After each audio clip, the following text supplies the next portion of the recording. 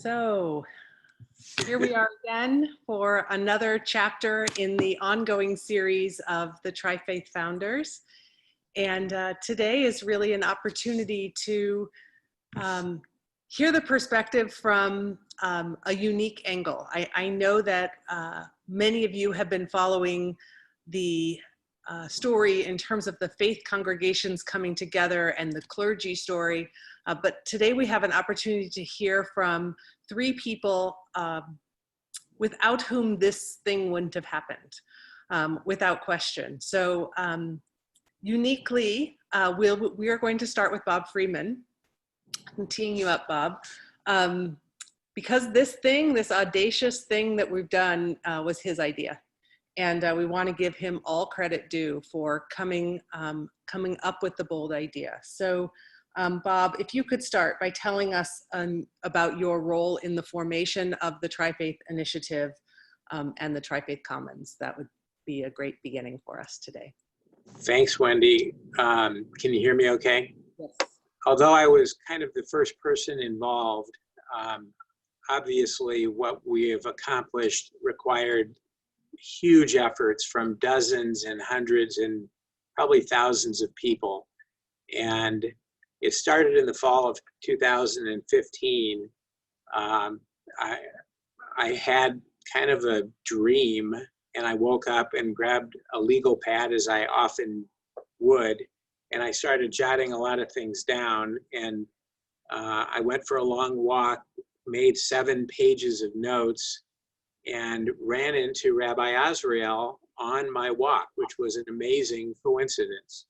And he looked at me and said, what are you doing? And I had a legal notepad in my hand, and I said, it's kind of unbelievable, and I promise I will tell you, but I just need to finish thinking this through. And he said, no, tell me now. And I said, no, you'll be the next person that hears about it, but I've got to just finish what I've started. And he and I were very close. He accepted that from me. And a few days later, I called him up and I said, okay, let's get together. You're not going to believe this. That was literally the beginning of it. But I'm a practicing lawyer, and my profession and my job is really to figure out solutions to complex problems and find or make up solutions. And I have an expertise in real estate. And so there was a lot of what I knew I could do that addressed the fundamentals of Temple looking for land and building a building, and finding a church to build a building nearby, and finding eventually a mosque to also build a building nearby, and maybe build an interfaith center as well. And so that's a 10,000 foot overview of the very beginnings of this. From 2005. From September, I think, September 17th, 2005. Wow. Yes. Beautiful. John Waldbaum, how long after that did you hear about it? And when did you get wrangled into this story? And what was your role? I have to unmute you.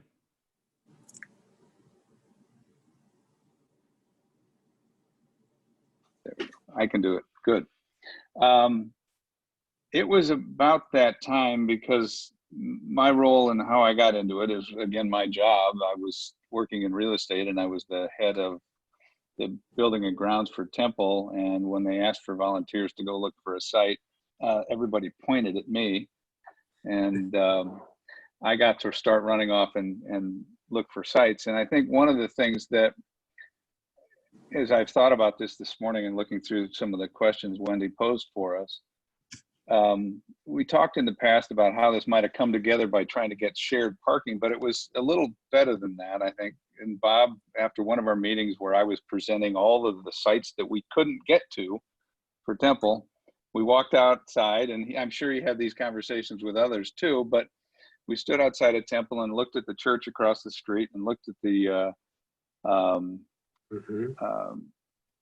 performing center down the hill and said, how can we recreate a neighborhood like this with good neighbors where we can share things. Because we just had a conversation about how we couldn't get a site inside the commercial federal business park because they didn't want us. We weren't a good mix. And so I think Bob was wise in saying, you know, how do we create a neighborhood of good neighbors? And that's when I got drug into it, I guess. And we continued looking, and it was fortunate that as we started to look and found other partners to pursue it, that we were more viable and we were able to find a space for ourselves. Thank you. We'll come back to both of you, but want to introduce Matt Herzog, also of Project Advocates. Matt represents himself and John Taylor and Rob, who have each had different roles in the building of all 4 buildings. But if you could tell us how Project Advocates got invited into the conversation and when you first heard about this and your role in it, Matt. So I think our first conversation about this was probably even before Project Advocates started. We started in 2010, and John Taylor had worked with John Waldbaum on looking at sites and help analyzing costs for the buildings and what it would take to financially do it. And then when we started Project Advocates, really working on the Temple project was one of our first projects. And I was involved on the upfront of that. And then some of my partners took that on. And then I came back involved really on everything west of Hells Creek, and have been involved since about 2014, 15 for us. Tell us what Project Advocates is and what their role is in this work. So Project Advocates is a construction management owners representation group. We're basically integrated into the ownership team to manage the project and then ensure that the best results for the right amount of money are achieved for the project. So very early on there was just some sketches and we had to figure out budgets and put things together to make it all a reality, and then continue to manage to those numbers for the next 10 years, which has been challenging but really rewarding to work with a group like this. And it's been our whole company history of being a part of this project, so we're pretty proud of it. Thank you. So, John Waldbaum, how many sites do you think were reviewed? And can you give us just a fun story about 1 or 2 of them that were missed opportunities, or, oh my goodness, aren't we glad we didn't end up theirs? Mm-hmm. We probably looked at 15 different sites, and some of them we looked at them for Temple, and then some of them we looked at them for Tri-Faith, because as we originally started this, we were just looking for Temple, and we were a 9-acre site. And one of the things, and later on in the questions you're going to ask this, but I want to remember this in the future. There was a congregant inside Temple Israel that gave us a site at 168th and Dodge, and one of my partners and I actually encouraged him to buy the site, and then he gave it to us. And we took our board out there to see it, and for lack of a better description, they threw up on it. They didn't like it. And we ended up giving him back the site. He then offered it to us again for Tri-Faith later on. It was a big enough site to do it, but we didn't go there. That's the one that probably makes us feel the best that we didn't go there, because we would have been backed up against a railroad track and had all sorts of issues and commercial traffic and everything else. And it was not too far after that, and Bob and I actually across the railroad tracks on the other side tried to buy that site from that owner, and weren't successful in that one. So those were ones that we didn't want, and at the end we were thrilled that we didn't go there. One of the ones that was probably the most unique was our pursuit of Boys Town. Right. Yeah. Talk about that. So the Boys Town project, which is now being developed, we were actually looking at before that project started, and we did a complete master plan, and we had an architect out of Boston helping us do this and helping us design some of the early tri-faith concepts. And we went to that architect, master planned all of the Boys Town farm, so we could go to them and say, this is what it would look like, and we would be over in the corner. And we showed housing, and we showed office buildings, and we showed the tri-faith complex kind of over on the corner of 156 and Dodge, right up against the street, right where the car dealership is right now. And we went with Tim from the Episcopal Church, Bob, Woody Bradford from the Episcopal Church, Dr. Mujahideen, and then we met with the leadership of Boys Town, including their board chair and Father Bays. And at that meeting, they listened carefully to us. They were accommodating in their review of the information that we were sending them. And we weren't sure at the end of the meeting whether we had gotten through to them. And we left the meeting, and we walked outside, and we were in a small rose garden. And all of a sudden, on the side of the building, a door opens up, and Father Bays steps out of it. And there's no doorknob on this door. It's a secret door into his office, and he can get out through the garden, I guess. And he comes out and says, did you hear what you wanted to hear? We said, yes. And he said, look, we like what's happening. And at a minimum, if anybody buys it, we'll tell them about you. And at most, we might require them to include you. And he walked back in through his road garden in his cowboy boots. And we were stood there stunned because we thought we had a wonderful opportunity. Well, as it turned out, their board ultimately decided not to sell property at that point in time for a number of reasons. And we were fortunate in that the golf course ended up failing, and it went through a foreclosure, and we were the beneficiaries of that. But later on, about 2 years ago, I was sitting in the front of Temple. Father Bays walked up. We were having an event outside. He came over and shook my hand, and I said, do you remember me? He says, yes, I do. And he says, you know what? It worked out better. Which it so did. Yeah. There were lots of stories and lots of things we did, and then over those 15, but we looked at Miracle Hills, we looked at the DeMarco property, we looked at things over the golf course on Center Street. We looked everywhere. And the difficulty early on with just Temple was they didn't want a 9-acre or a 10-acre parcel cutting up a golf course or taking out a big parcel or being in the middle of an office development. And as Bob had said to me that night in the parking lot, how do we generate a neighborhood with friendly neighbors that want to be with us? And he had an idea in the back of his head at that point in time, and that was the fun part. But I could go on for hours because we've been doing this for 15 years.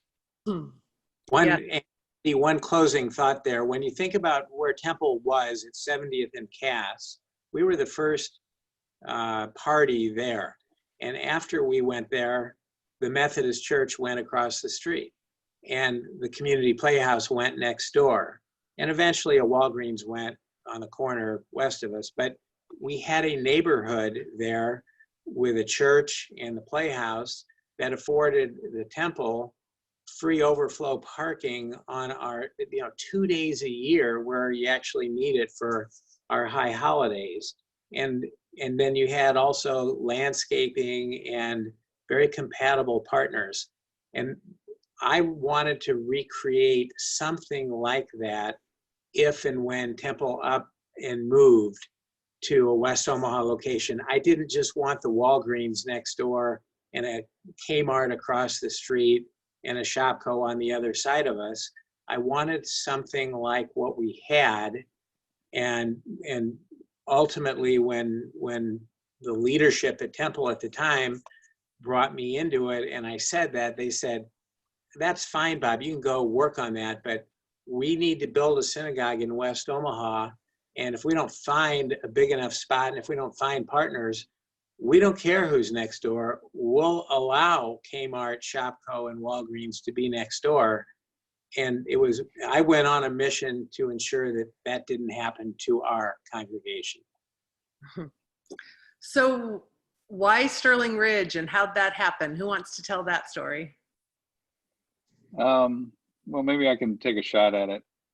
Through this whole process, we were watching all the sites that were available, could be available. That's what my firm and our staff does. And we knew at that point in time there was some trouble with the golf course and its loan with First National Bank, which is also a client of ours. And we'd been given notice that it might be happening. And when they finally said it's going to happen and we're going to foreclose on the golf course, I went to the foreclosure sale. I sat in the room and I looked for somebody who looked like he had money, and I sat down next to him. And it turned out he was the lawyer for the group that was going to be buying at the auction, and he bid on behalf of his client. He won, and it was over. And I stood up and shook his hand and said, "Hi, I'm your first buyer." And then shortly thereafter, we ended up buying 38 acres for everybody, and we did 4 simultaneous closings. Why did we get there? Providence, wonderful luck. For me personally, yeah, for me personally, it's wonderful because I grew up there.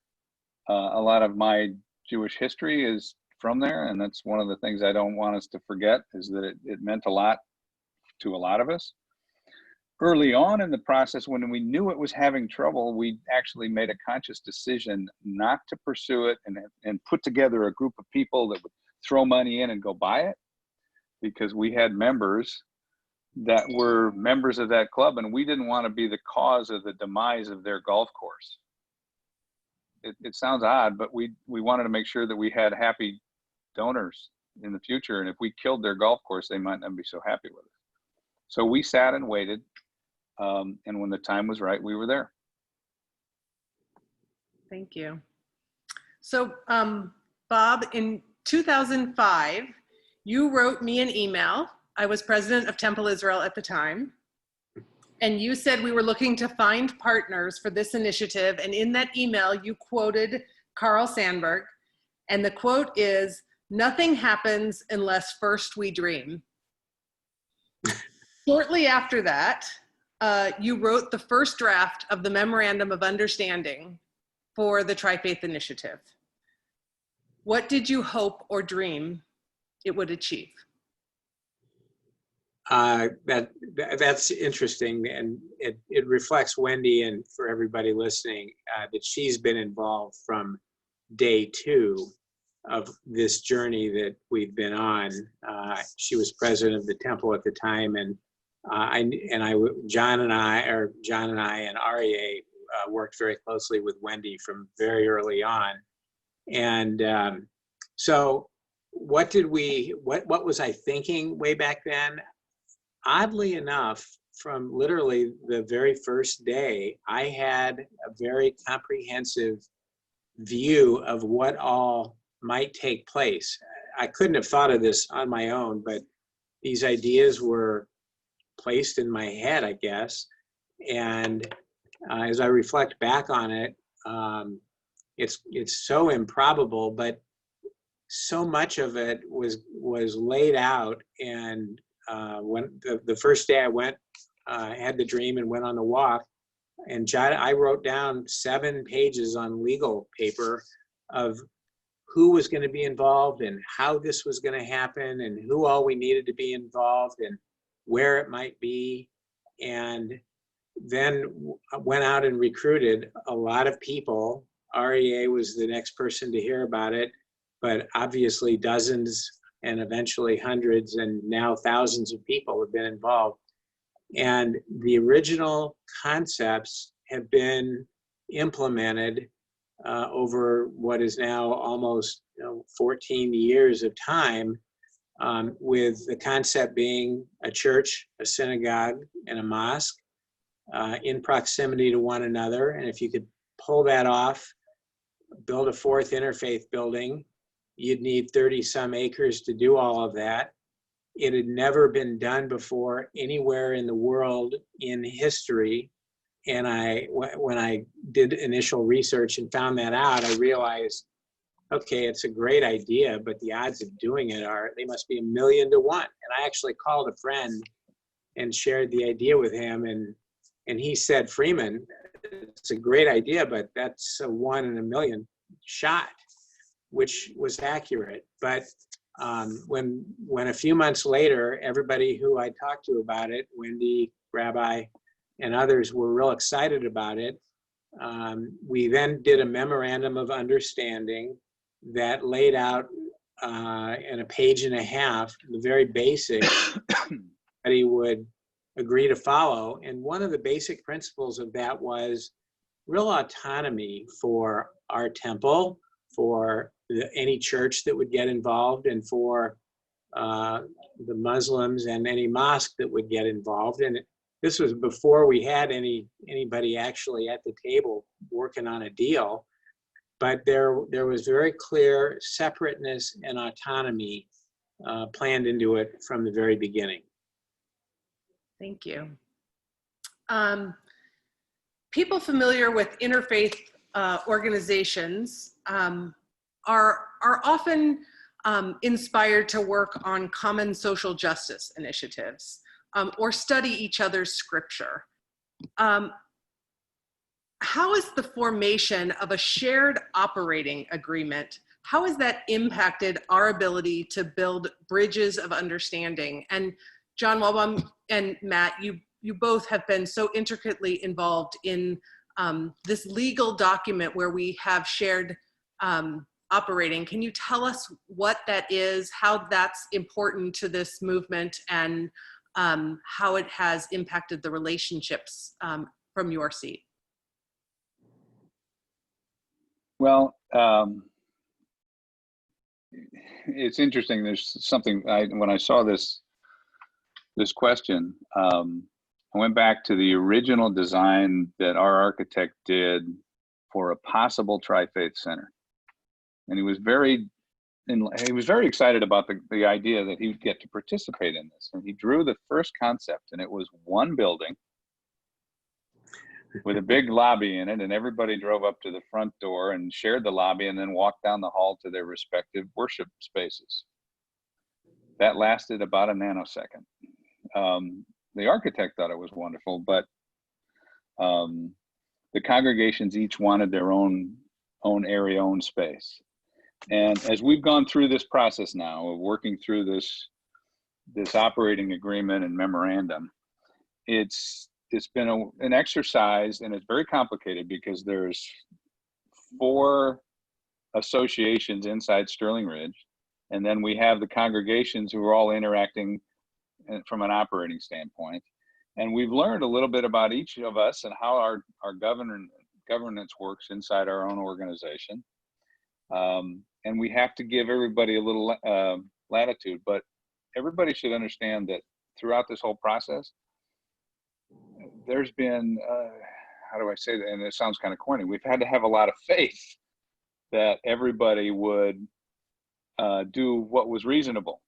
And there was a whole period of time where we didn't really have anything really on paper, and everybody was doing that. They, in their own congregations, did things a little differently and raised funds a little differently and got approvals a little differently. But we've learned now how to communicate on an administrative level, in addition to the religious and the social justice kinds of things. And I think that makes us closer. Can you tell us a little bit about what's in that agreement? So the Tri-Faith campus is made up of the individual parcels that each congregation owns and that Tri-Faith owns. So there's actually 4 parcels. Right. And then down the middle of it is an 8-acre conservation area that is watched closely by the Corps of Engineers. And we got special permission to put the bridge across it. So once we got the special permission, then we had to care for all the sites and the trees and the sprinklers and the lawn care. And then there's a ring road that goes all the way around the campus. So the question was, well, I mean, and this is really getting into the weeds, but this is what we had to do. Who's going to take care of pushing the snow all the way around the ring road? And who's going to take care of pushing the snow in their individual parking lots? And who's going to take care of the sprinkler systems? And who's going to be responsible for the insurance on which particular parcel? And we've come to a pretty good arrangement where people are responsible for their own sites. They share cost of the road. Matt's helped a lot in terms of helping define how much square footage we have in each space so that we can tell everybody what their responsibilities are. And it's worked out well. It's just taken us a long time to get to it because it's more complicated than just the congregations and just owning a parcel of ground somewhere. We've got to share. And I think, Matt, you'd say everybody's been pretty good about sharing. Yeah, I think from the beginning, it was setting up kind of that trust with all the groups that, John's on the site committee and then myself and our group would make sure that, we stayed to that fair and equitable plan so that when everything was built, it was able to be put into the operating agreement. Was kind of the guidelines to make sure everything worked when it was done. Wendy, one of the neat things about this is that there are so many different issues and complexities that it has been important to get different people involved in all the different issues. And so for real estate issues, we really have gone to each congregation and said, hey, give us your best real estate person or persons to be on this committee and work with other similar professionals on these real estate issues. And then at the other end of the spectrum, the clergy work together on clergy religious issues, and they have nothing to do with the real estate issues. And we on the real estate committee have very little to do or nothing to do with the religious issues that the clergy work on. And there are another dozen committees and task forces in between that address all kinds of other issues. And that's been one of the great things about the whole initiative is we've been able to get literally hundreds of people involved, and everyone is making a difference because they're all doing something that's really meaningful and it's within their own area of expertise and bandwidth. I think that's a huge part of the success of the Tri-Faith Initiative and something really to celebrate. Thank you for saying that. Matt, this next question is for you. Again, you're answering for John Taylor and Rob Zimmerman. We know they played an integral role in this, but Project Advocates provides a construction management services. To say they have helped us maximize our investment is an understatement. And I'm curious to know how you would see that working on this project is the same or different from other projects that you've worked on over the last decade. It's certainly unique. Obviously, it's a 1,000,000 to 1 shot of succeeding, and but for us, it's been working with 4 different clients over 10 years. So we've worked with each of the faith groups and Tri-Faith. And then, a big difference is all the money spent on the site stuff has to be divided into different buckets and kept track of the whole way along. So, that has been unique to this project, that and the duration that it's been, and working with, 4 different architecture groups that have been on the site kind of purposely. Each group, each building had its own architecture firm to get uniqueness there. And then, so to me, that has been, really a unique part of this project.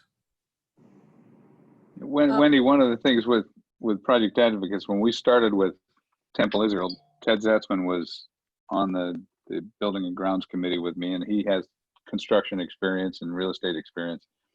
And we were both asked to help do this, and we said, we're not going to do this as volunteers unless we have a stronger partner. And that's when we asked if we could use Project Advocates, and they had done some other stuff for us previously, or their principals had. So we had great faith in them. And you're right. They made us look good through this whole process. And when we got through with Temple, we encouraged the mosque to use them, and we encouraged the temple or the church to use them, and it's been great. Couldn't do it without them. Yeah, and I think the unique part too on the Tri-Faith building itself is the just evolution of where that building started. Right. The designer was different. It moved to a different spot. The bridge was originally just kind of a simple bridge that a different architecture group came up with a circle plan and then try to figure out how to do that all within the allotted amount of money that we had from 15 years ago. So that's been challenging, but very rewarding. Thank you. That opens up that next can of worms, that word challenging. So lots of things have worked and there's a lot to celebrate, but where were the challenges and the pitfalls and the, oh, if we could do that again, we might do it different lessons? We'll start with you, Bob. So Wendy, I pulled up the email I sent you 14 and a half years ago when you were president of the congregation, where I said, I'm very mindful that this is a total long shot. The odds are that it won't happen. And yet, I believe we have the right lay leadership and congregation, the right spiritual leader with community credibility, RAA.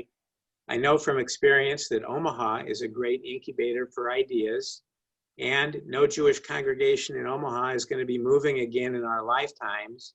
So now is the time to make the effort. And then I quoted you, nothing happens unless first a dream. So the team that we put together had a lot of confidence in this from day one, even though the odds were 1,000,000 to 1 and then 1,000 to 1 and then 100 to 1. After a couple of years, still it was highly improbable that this could ever be pulled off, and it had never been done anywhere else, but we did it. Other pitfalls that we saw from the very beginning that we knew we had to address. It's just daunting to try to put 3 faith groups together. It's daunting to put 3 anythings together, but Jews, Christians, and Muslims, which had never been done before, and then they're going to each raise some millions and millions of dollars and build a building, and the buildings are all going to be near each other. How in the world would that ever happen? And this was going to take years, not days or weeks or months, but years and years. How do you keep a group working together for years? We did that, and we did it really successfully. And third, okay, you're putting Jews, Christians, and Muslims together. A few of us think that's a great idea, but there are plenty of people who think that's one of the worst ideas they've heard in a long time. And certainly in our congregation at Temple with 700 and some families, there were dozens of families who thought that's one of the worst ideas I've heard in a long time. And if we're going to do that, I am not interested. Well, how do you overcome that? How do you find a Muslim community that is going to be willing to work with Jews and Christians? And how do you find it? Anyway, we worked through all of those issues. As you know, it was very complex. It was challenging. It was a lot of fun. And hey, here we are. John, tell us about one of those bad phone calls you got. Bad phone calls. You know, or that day that you were like, oh, I don't know if this is happening. Well, in the middle of this process, as we were starting to design the rest of the campus, we'd already built Temple and we were working on everything else. We hired an architect out of Minneapolis to help us do a master plan. And about that time, I lost a retina in an eye, and I was out of the office for at least 6 weeks. And when I came back, my first meeting was downtown in an architectural office. I was still kind of blind in one eye. And this architect out of Minneapolis laid out this plan in front of everybody with this giant bridge in the middle of it. And I almost went blind in the other eye. because I was terrified, because what they had done was laid this bridge across a Corps of Engineers, waters of the U.S., protected area, and I was beside myself because they hadn't shared any of it as they'd gone through this whole process, and they laid it out on the first day when I got back. And I went to the board that next few days when we were there, and I warned everybody. I said, this is really cool, but don't fall in love with it because we may never get there. I said, we've got such a high hill to climb here. And I was fortunate. I had the head of the Corps of Engineers, who was my next door neighbor, and he had told me at some point in time he'd help us. But fortunately, the man inside the Corps of Engineers was a bridge engineer himself. And in the early meetings, we started to talk about things like torque. And I didn't know what he was talking about, but the engineers in the room did. And there's apparently engineering forces on a bridge that when they twist, they torque. And they all started to talk about this, and he loved it. And as a result, we got something done with the Corps of Engineers that I never would have dreamed we'd gotten done. Right. And we did it without the help of my neighbor, who was the head of all of the Corps of Engineers for the center part of the United States.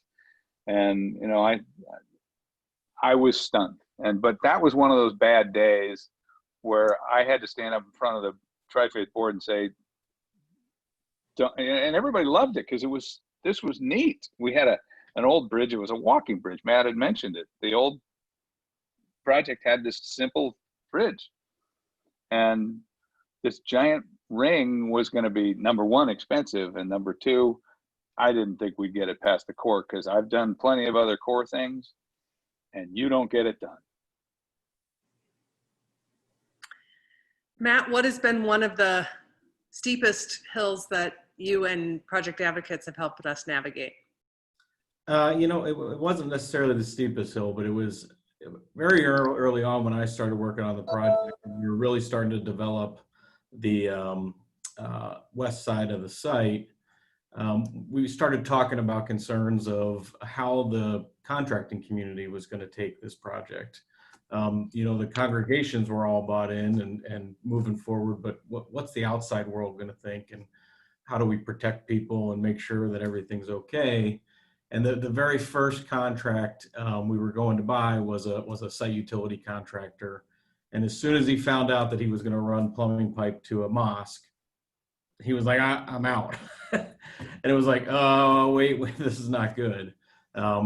But through the help of the Tri-Faith board, they talked to him, explained what the project was and what was really the goal and the mission of this development, to bring people together, not to divide people.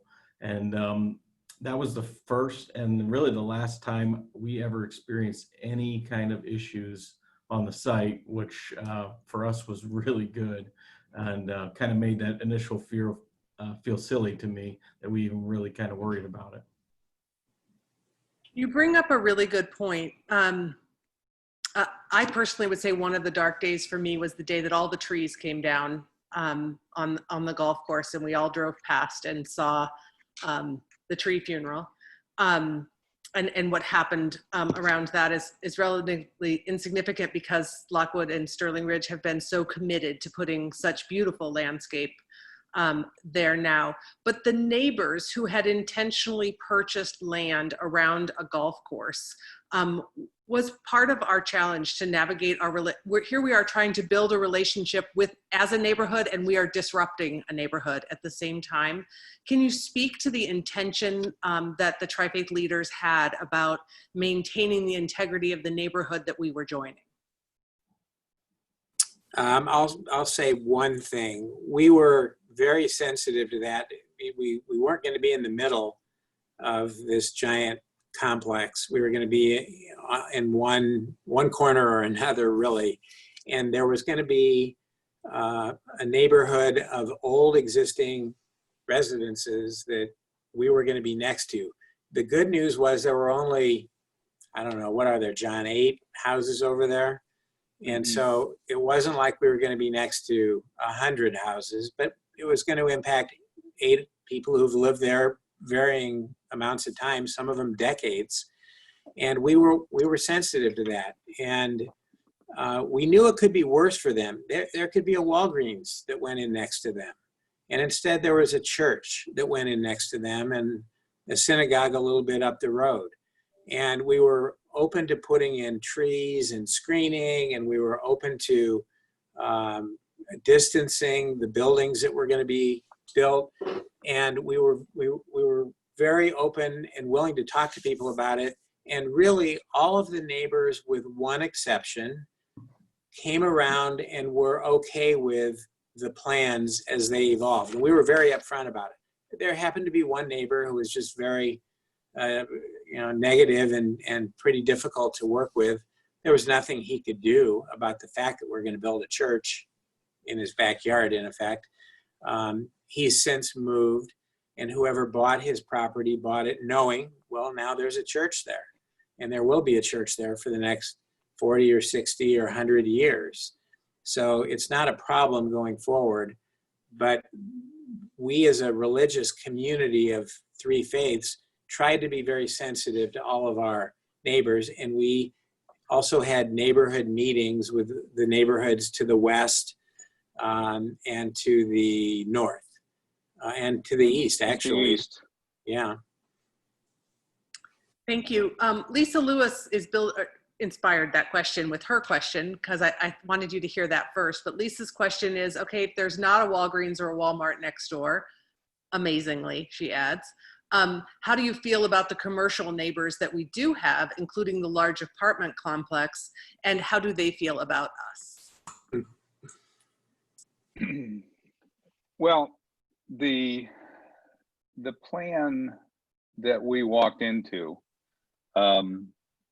the day after we shook his hand and said, "Hi, we're your first buyer," has changed, but the site itself had to be laid out with commercial on one side and a break at the quarter mile, and so we knew in general how it was going to be. The original thing that the land planner drew was a great big circle with tri-faith dead center in the middle of the whole parcel, and we knew that didn't work, and we pushed it over to the side. So we knew there was going to be office, some retail. We were and still are hopeful to get the hotel, although COVID's had a little bit of an impact on that. And we wanted some living units too, selfishly, for Tri-Faith. We wanted it for our members. And the interaction we've had with congregants over this whole process is they wanted to know, are there going to be places we can live? And there's going to be places we can get people to stay for weddings and funerals and all of those kinds of things. And I think we're going to get that. And we have a very conscientious developer who did wonderful landscaping. There are more trees on the site now than were there on the golf course originally. And they're going to take care of things and help us. So I think we feel pretty good about it. And I don't think that the building is big, and it's been a construction nightmare because our cars are parked all over the street, but that'll go away. And then I think we're going to have some of our congregants move in there, and we're going to have a great neighborhood. Matt, anything to add to that, or the word on the street, or any of those things around Centrus moving in, LinkedIn moving in, Lockwood as a partner? Nothing really. I mean, I think they're all excited to be in the same area, to be honest, is every feedback we've gotten. Wendy, as you know, you and I and Chip from Lockwood went through the Tri-Faith building last week, and the developer is very, very favorably oriented towards what we have done and the little we have left to do. And we've been treated very, very fairly. We were the first buyer and the first, sub-developer in that entire complex. And we knew, and the developer knew, something was going to go across the street. Is it exactly what we hoped it would be? Of course not, but it never is. And it could be worse. So they'll be great neighbors, and things will settle in, and over the long haul, it'll be fine. Good. Matt, can you tell us the scope of what we've spent on this project, what was projected that we would spend on it, and how close we are to those budgets? So for the Tri-Faith portion, it's right around $10 million. And that includes a third of the site on the other side, the bridge and the building. And we're right on track to spend that exact amount. The church was about $26 million. The mosque was about $7 million. And then I don't quite remember, John, you have to help me on the temple. 23. 23. 23. So almost $70 million. And all were delivered close to, if not exactly on budget and on time? It's certainly on the time when they started. the time, the Tri-Faith buildings were all going to be built a long time ago, but it took a little bit to get it figured out. And I think in the end, having that time made it a better project. But financially, we've been very lucky that have had no real major hiccups, and everything is within budget.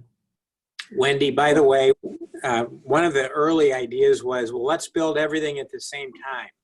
And maybe there'll be some cost efficiencies in having one builder build all three at the same time. And a couple of us recognized immediately that's impractical. And who knows whether, who wants to wait to see whether the other religious groups are going to actually do this. So Temple was ready, had raised its money and needed to move and was ready to build a new building. And nobody in the Christian or Muslim community said, oh, slow down, wait for us.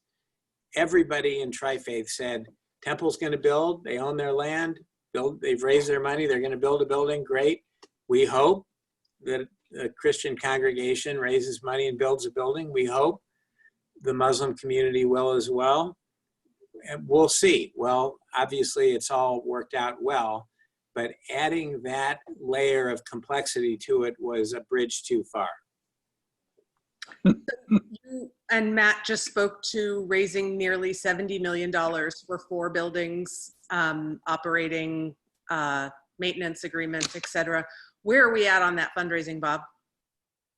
We're pretty much done, Wendy. It's been amazing. Each of the 3 faith groups raised enough money to fully pay for their own building. And I think everybody raised a little bit of extra to put into an endowment. We at Tri-Faith have stayed focused just on that 4th building. We recently finished our major fundraising campaign. We have paid for everything that we have built. We want to raise a little bit more money for operating purposes, and we want to start an endowment, but we're off to a really, really great start. Wow, thank you.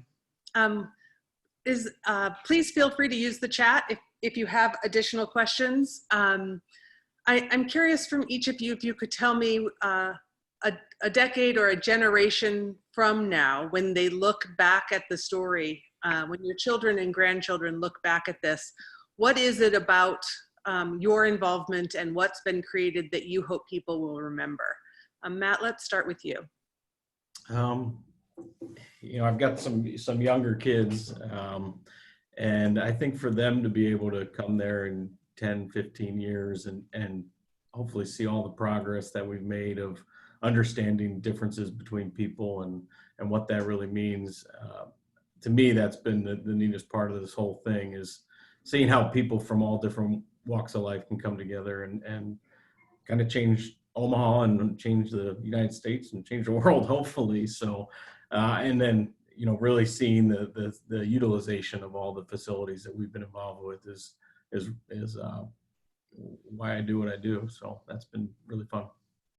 Thank you. John? I've got 3 things. I'd like everyone to remember there was a clandestine group of people that met at night in odd little conference rooms for months and months and months, together without any resistance and came from different backgrounds, and we got together with a common goal, and we did it. And it was that group that kept meeting, and we weren't thinking about our differences. We were thinking about a common goal, and those groups, those people that were there originally, I'd like to be remembered. I'd like Highland, the original country club that was there, to be remembered and what it meant. And I'd like also, kind of in the same vein, the Episcopal Church to be remembered as a partner that was with us at that table in those clandestine meetings as we went forward. That's good. How about you, Bob? Wendy, I think I also maybe 2 or 3 things. One, this is a great combination of money and ideas. And Omaha is a great place for ideas to germinate and become realities. And so for most of us who live in this community, this is just a great place in the country for you to have an idea, roll up your sleeves and work on it. And it truly proves anything is possible. And so I hope that this project, which so many of you have been involved in, is also an inspiration to think and act boldly and not be afraid to roll up your own sleeves and work towards achieving whatever audacious, wonderful ideas you may have, because in this community, it can be done. Thank you. Anything else any of the 3 of you would like to add? Happy to answer any questions if we have time to do that. Well, I'm not sure that there's much more to say than act boldly. So I think that's a great place for us to finish up. I hope that all of you who joined us today got a little window into the backside of our Tri-Faith story and this long journey that we've been on. I'd like to remind you, next Thursday, we will be joined by leaders of AMI, and they will share the beautiful story of their journey to the Tri-Faith Commons. And the week following, Mike Kelly and I will have a conversation about my transitions from being on the board to being in the executive director seat. So we have lots going on with Tri-Faith. I encourage you to fill out a survey that Sierra is going to pop into the chat now. We'd love to have your feedback. It's really helpful for us. If you have ideas of other parts of the story you'd like to hear or things you'd like to join us for, feel free to add that information or to email me at any time. And the other probably most important thing is for you to realize that this conversation that we're talking about, a mission to co-locate, few nonprofits ever have the opportunity to say we have completed our mission. And as of July 31st, when we receive our certificate of occupancy for the Tri-Faith Center, we will be able to say we have completed our mission to co-locate, and we will be beginning and launching a new chapter. And to celebrate that, we'll have a grand opening on October 17th. It's a Saturday night. It's going to be exceptional. It's going to be virtual because we're in the middle of what we're living through right this minute. And I promise you that it will be worth you saving your calendar date for that night. Very exciting news to report to you as we uncover what is that evening is becoming. So October 17th, mark your calendar.